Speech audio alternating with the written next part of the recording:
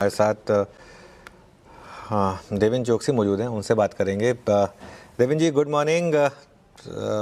Market में पिछले कुछ दिनों में जिस तरीके की दिक्कत रही है उसे आप कैसे देख रहे हैं, और ख़ासतौर से निफ्टी और बैंक निफ्टी में क्या लेकिन एक सेंस बन रही है कि अब मार्केट इस वॉर को इग्नोर करके आगे चलने के लिए तैयार है?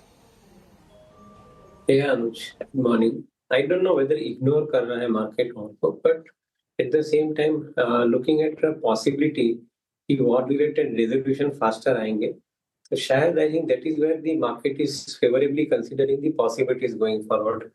Few of them कि अगर war related situation के अंदर control आता है, तो सबसे पहले जो crude oil के दाम है, जिसने पूरा माहौल बनाया है, माहौल बिगाड़ा भी है, तो शायद उनके लिए आई थिंक एक बार एक्सपेक्टेशन ये है कि if crude oil prices starts coming down to 80-85 dollar के बीच में, that will be the first sign of I think the stability returning into the economic fundamentals as well as market fundamentals. तो एक सबसे पहला पॉइंट यहाँ पे market calculate करके चल रहा है।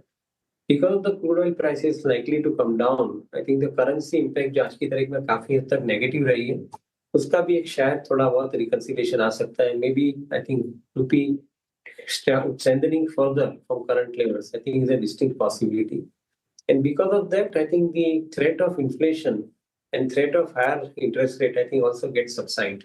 तो मार्केट ये पॉसिबिलिटी को कैलकुलेट करके चल रहा है, और मैं तो समझता हूँ कि शायद पूरे का पूरा उसका बेनिफिट ना भी देखने मिले, even if I think the war related situation comes to conclusion. फिर भी overall I think the possibilities are likely to emerge in second quarter onwards, assuming के पहले क्वार्टर और सेकंड क्वार्टर में कॉर्पोरेट की वर्किंग के अंदर थोड़ा बहुत नेगेटिव इम्पैक्ट आ सकता है because of whatever the situation in which the companies are passing through. But overall market is counting on future possibilities. Fortunately resilient है इकोनॉमी के अंदर, काफी हद तक कंजम्पशन के हिसाब से देखे तो कंजम्पशन के हिसाब से, कॉर्पोरेट के वर्किंग भी देखे तो काफी हद तक आई थिंक स्टेडी दिख रहे हैं। सो ओवरऑल मूव थोड़ा बहुत सर्कमस्पेक्ट जरूर है, but at the same time positivity की तरफ ज्यादा इंक्लिनेशन है। चलिए, तो एक बात हो गई इस वॉर की, इसकी ये प्राइस में कितनी फैक्टर इन है, उसका पेन हम कितना झेल चुके हैं। देवेन जी, अब आते हैं एक बहुत ही स्ट्रॉन्ग थीम में। Look at Hitachi, look at ABB, look at Siemens, ये कैपिटल गुड्स की पूरी थीम और ये पूरी बास्केट बहुत ही स्ट्रॉन्ग है sir. I mean look at Siemens energies, ये देखिए आप इसको। आपका प्रेफर्ड क्या है? अगर आप थोड़ा सा स्टॉक स्पेसिफिक होके थोड़ा सा अगर आप बात कर पाएँ, आपका इस थीम पे टेक क्या है? So I think you have touched upon a very proper subject, apt subject actually. The power and power utility segment is the next flavor, I think, which is for next 5 years we are likely to see.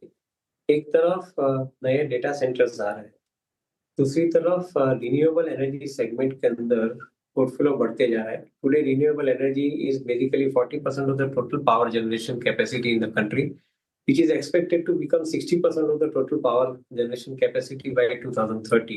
So in 2030, when total capacity in the country would be 865 gigawatts, उसका 60% would be renewable segment. Now, having said renewable segment, I think the requirement next would be to evacuate the power, transmit the power, distribute the power to the last mile.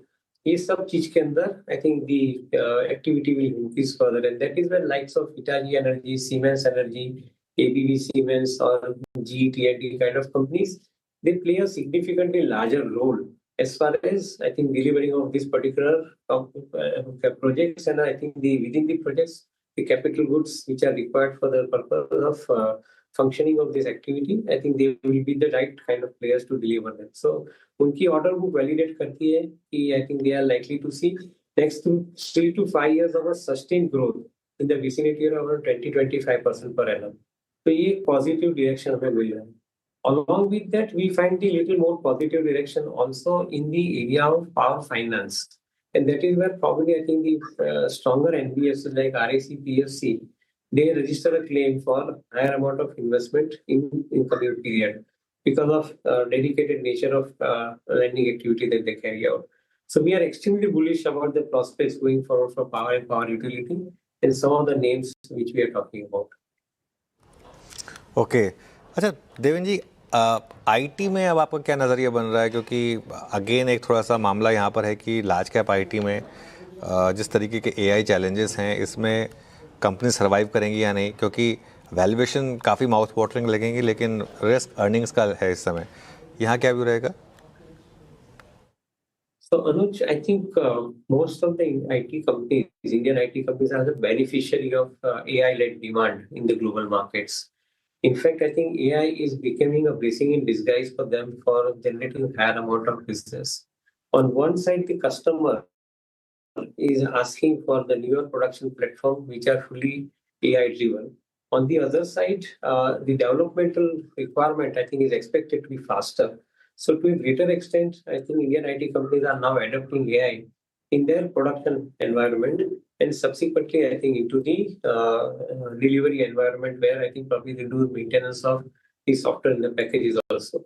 So जो earlier एक थोड़ा threat ऐसा लगा था सबको कि शायद AI के आने के साथ में आईटी कंपनीज को काम ज्यादा नहीं रहेगा, मेरा ऐसा मानना है कि AI would be enabler for some of the larger projects. So maybe Indian IT companies are looking really strong. तो फ्रंटलाइन आईटी कंपनी की बात करें तो डाउनसाइड रिस्क उसके अंदर डेफिनेटली कम है. बैलेंस शीट के अंदर कैश है and the business model is changing, revenue model is changing from time and effort basis to outcome base. I think revenue model is now emerging. In fact, mid-tier IT companies के अंदर already this model has already started emerging, like so Tata Technology, Tata Elxsi, KPIT, these kind of companies who are basically supplying to the OEMs. They are the ones I think who are charging them on the outcome and not on time and effort basis because they are engineering and R&D along with plus I think IT solution in an embedded manner. So obviously, I think we see a very different character emerging for some of the good quality stocks. And we remain selectively bullish about the prospects going forward. ये आपने जब बात की prospect की, I mean आपकी दूरदर्शिता जो है वो मेटल्स को लेकर क्या है? मैं आपसे बात कर रहा हूँ देवेंद्र जी, इस वक्त 13,733 यानी करीब 13,733 Nifty metal is at all time high. कोई भी मतलब आप कह सकते हैं कि एक बड़ा डिप नहीं है मेटल्स में. मेरे ख्याल से आज नहीं है, आप 2020 से लेकर 2026 देखिए, सबसे बड़ी रिटर्न्स जनरेट करने वाला यही वो स्पेस है जिसे कहते हैं आप cyclical but still strong at higher levels. Metals पे आपका टेक इस वक्त?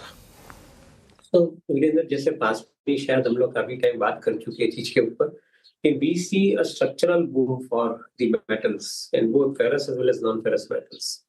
Reason would be very simple. The white metals, particularly the aluminum, zinc, silver, copper, I think they are largely going to be the demand drivers because of the data center related activity which is coming up, or even for that matter semiconductor activity which is coming up, or renewable power segment के अंदर जो solar panels आ रहे हैं, जो उनके हिसाब से जो माध्यम से नए प्रोजेक्ट आ रहे हैं. So we feel that I think these white metals are going to fantastically good time going forward. At the same time, I think the ferrous metal के अंदर we believe that I think demand is structurally growing. On one side, emerging economies like India is on expansion spree, both in infrastructure as well as industry. And the global economies जहाँ पे war के साथ में जो destruction हुआ है, वहाँ पे reconstruction की activity शुरुआत हो चुकी है. So that is going to be driving the demand for ferrous metal. So we believe that overall metal scenario structurally remains very bullish. Maybe crude oil के दाम कम होते हैं, साथ में metal के दाम थोड़े कम होते हैं, ऊपर नीचे बदलाव आते जाते रहेगा.